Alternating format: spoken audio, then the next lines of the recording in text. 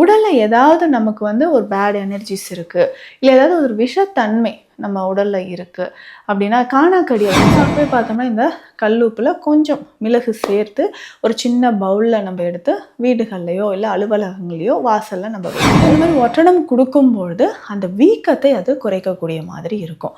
முக்கியமாக நம்ம உடலில் வலி இருக்கும்பொழுதோ இல்லை தினம்தோறும் நம்ம குளிக்கக்கூடிய தண்ணீர்லையோ வெயிலில் உலர்த்தி எடுத்த பிறகு அதை நல்லா ஸ்டோர் பண்ணிவிட்டு டெய்லி 2 மிளகு வெற்றிலைக்குள்ளே வைத்து நம்ம மென்று சாப்பிட்டுக்கிட்டே வரணும்.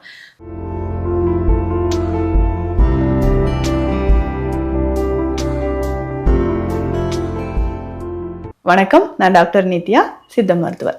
நம்ம clinic Deekshalayam Siddha health care, Adambakkam, Chennai. So நிறைய மூலிகைகள் நம்ம மருத்துவ ரீதியாகவும் சரி ஆன்மீக ரீதியாகவும் நம்ம பயன்படுத்திட்டு வரோம்.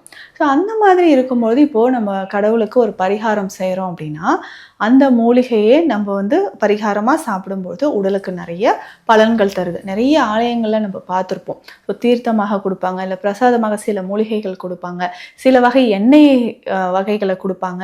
ஸோ இது எல்லாமே நம்ம பயன்படுத்தும் பொழுது அதில் இருக்கக்கூடிய மூலிகைகள் நம்ம உடலில் ஒரு பாசிட்டிவ் எனர்ஜியை கொடுக்கறதுக்கும் உடலில் இருக்கக்கூடிய பிணிகளை அகற்றுவதற்கும் நமக்கு பயன்படுது. ஸோ அந்த மாதிரி தான் இந்த மிளகு அப்படின்னு சொல்லக்கூடிய மூலிகை. இந்த மிளகு நமக்கே தெரியுங்க, வீட்டில் நம்ம எல்லா உணவுகள்லையுமே மிளகு சேர்த்து நம்ம பயன்படுத்துவோம். ஸோ அந்த அளவுக்கு மருத்துவ குணங்கள் நிறைய நிறைஞ்சிருக்கு. உடலில் ஏதாவது நமக்கு வந்து ஒரு பேட் எனர்ஜிஸ் இருக்குது, இல்லை ஏதாவது ஒரு விஷத்தன்மை நம்ம உடலில் இருக்குது அப்படின்னா, காணாக்கடி அப்படின்னு சொல்லுவாங்க. என்னன்னே தெரியலைங்க, ஏதோ ஒன்று கடிச்சிருச்சு போல இருக்குது, உடல் முழுவதும் எனக்கு தடிப்பாக ஆயிடுச்சு அப்படின்லாம் சொல்கிறோம் இல்லைங்களா. இது எல்லாத்துக்குமே பல வகையான உடல் உள்ளுறுப்புகளில் ஏற்படக்கூடிய பல வகையான நோய்களை போக்குவதற்கு மிளகு நமக்கு பயன்படுது. இந்த பரிகாரம் நம்ம கேள்விப்பட்டிருப்போம், கல்லுப்பு மிளகு பரிகாரம் அப்படின்னு.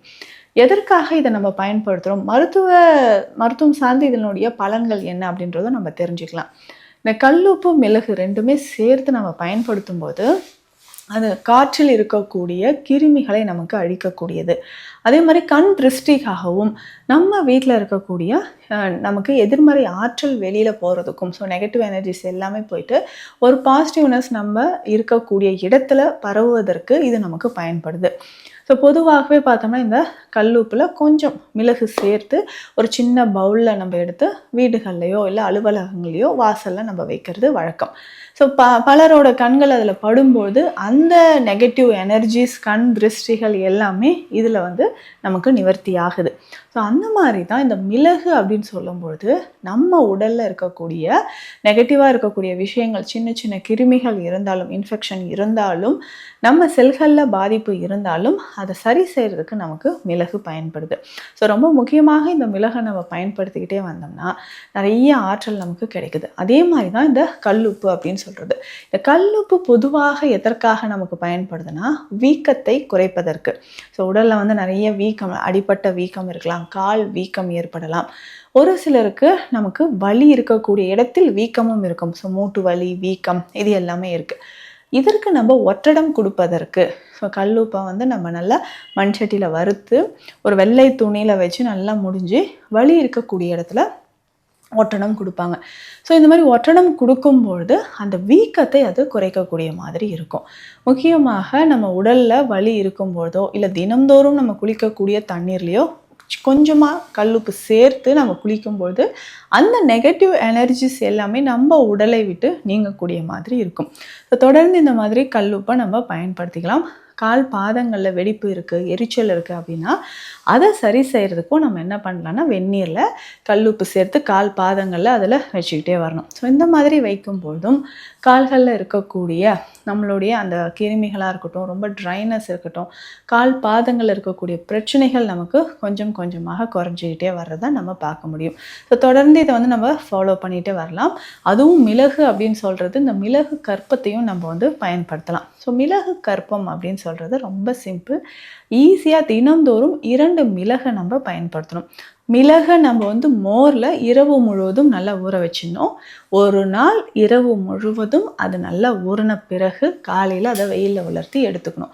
ஸோ வெயிலில் உலர்த்தி எடுத்த பிறகு அதை நல்லா ஸ்டோர் பண்ணிவிட்டு டெய்லி 2 மிளகு வெற்றிலைக்குள்ளே வைத்து நம்ம மென்று சாப்பிட்டுக்கிட்டே வரணும். ஸோ ஸோ இந்த மாதிரி சாப்பிடும்போது நமக்கு உடலில் இருக்கக்கூடிய பல பிரச்சனைகள் குணமாகுது அப்படின்னு சொல்லலாம். நுரையீரல் சம்மந்தப்பட்ட பிரச்சனைகள், அது மாதிரி வாயு சம்மந்தப்பட்ட பிரச்சனைகள், தசைகள், நரம்பு, இந்த மாதிரியான பிரச்சனைகள் நமக்கு கொஞ்சம் கொஞ்சமாக குணமாயிட்டு வர்றதை பார்க்க முடியுது. அப்போது மிளகு கற்பமாக பயன்படுத்தும் பொழுது நிறைய பலன்கள் நமக்கு கிடைக்க ஆரம்பிக்கும். ஸோ கல்லுப்பும் சரி, மிளகும் சரி, ரெண்டுமே அதிகமான மருத்துவ குணங்கள் நிறைஞ்சிருக்கக்கூடியது. ஸோ உடலில் வலி இருக்குன்னா அந்த மிளகு தைலம் கூட நம்ம பயன்படுத்தும். ஸோ ஃபேஸில் நமக்கு அதிகமாக பிம்பிள்ஸ் இருக்குது அப்படின்னா, தழும்புகள் நிறைய இருக்குது அப்படின்னாலும் மிளகு தைலத்தை நம்ம பயன்படுத்தலாம். ஸோ இந்த மாதிரி மிளகுக்கும் சரி, கல்லுப்புக்கும் சரி நிறைய மருத்துவ குணங்கள் இருக்குது. ஸோ நான் சொன்ன இந்த மருத்துவ குறிப்புகளை ஃபாலோ பண்ணுங்கள், உங்களுக்கு யூஸ்ஃபுல்லாக இருக்கும். ஸோ உங்களுக்கு சித்த மருத்துவம் தொடர்பான மருத்துவ ஆலோசனைகளுக்கு ஸ்க்ரீனில் இருக்கிற நம்பருக்கு காண்டாக்ட் பண்ணுங்கள். நன்றி.